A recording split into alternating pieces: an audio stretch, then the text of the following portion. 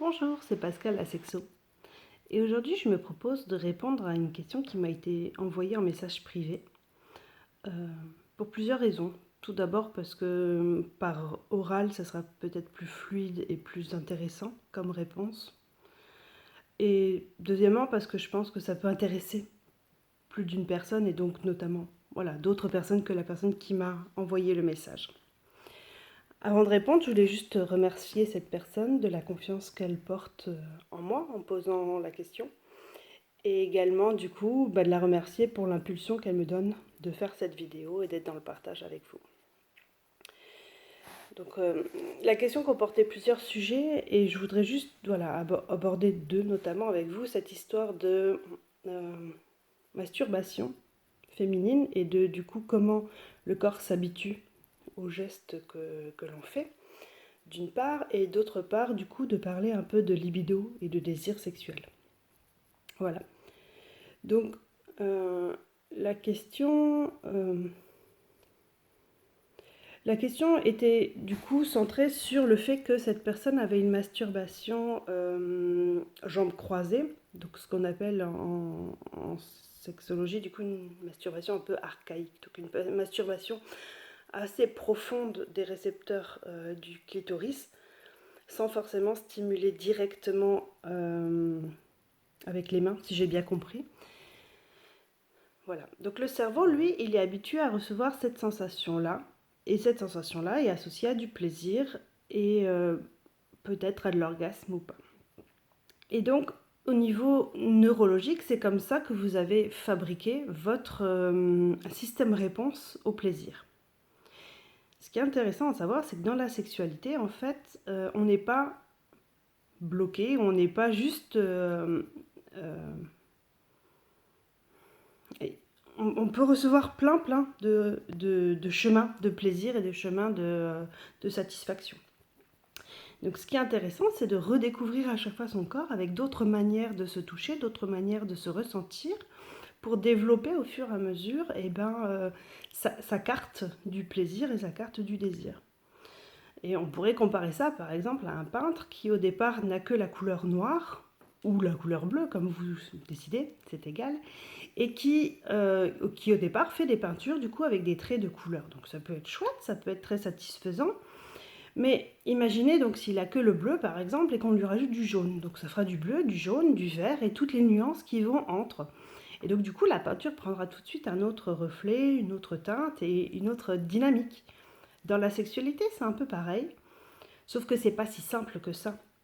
Prendre une autre couleur, ça demande de prendre du temps. De prendre du temps pour se découvrir, de prendre du temps pour oser aller vers un autre chemin. Peut-être au départ être pas forcément entièrement satisfaite parce que on connaît le chemin qui va vite, le chemin qui va bien. Et c'est sûr que d'aller dans la découverte et d'aller dans un autre chemin, ça va nous demander un effort, ça va nous demander de prendre sur nous. Mais en tout cas, c'est ce chemin-là qui est intéressant de faire. Quand il s'agit de masturbation ou de toucher le clitoris notamment, ou le vagin, il est toujours intéressant d'utiliser du lubrifiant. Parce que du coup, pour plusieurs raisons, donc la sensation va se diffuser et donc le ressenti sera beaucoup plus agréable. Et donc, dans une autre partie, si j'ai bien compris dans la question, il y a justement, bah oui, mais le clitoris est devenu sensible. C'est pas qu'il est devenu sensible, c'est qu'avant, en fait, comme il n'était pas forcément touché en direct, ces terminaisons-là nerveuses n'étaient pas activées. Et donc c'est sûr que voilà, le clitoris est quand même composé de 8000 terminaisons nerveuses. Et il est très compliqué pour le cerveau d'aller directement toucher cet endroit et de recevoir du bon. Donc vraiment, ce qui est important, c'est d'utiliser un lubrifiant pour que la sensation puisse être plus voluptueuse, puisse être plus diffuse.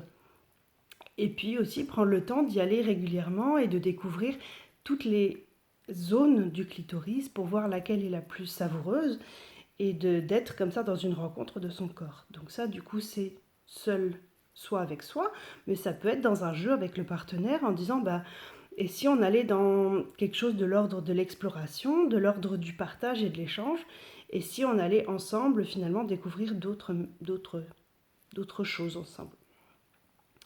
Ensuite, la question de la libido.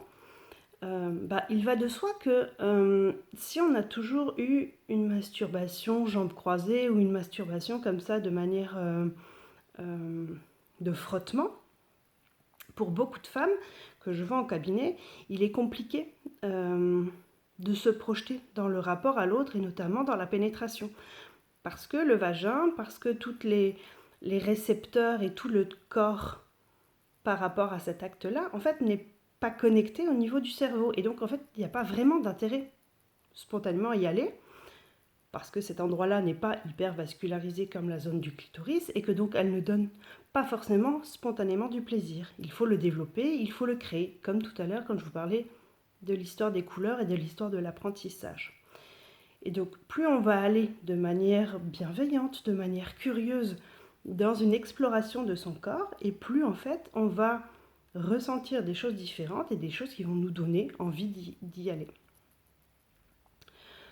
Voilà, j'espère un peu avoir répondu à la question. Si ce n'est pas le cas, merci de redévelopper en message privé l'un ou l'autre sujet qui serait chouette de développer. Merci du coup de m'avoir vraiment laissé ce message et cette impulsion de encore vouloir plus partager avec vous. Et si d'autres personnes ont des besoins ou des choses que je pourrais développer, c'est avec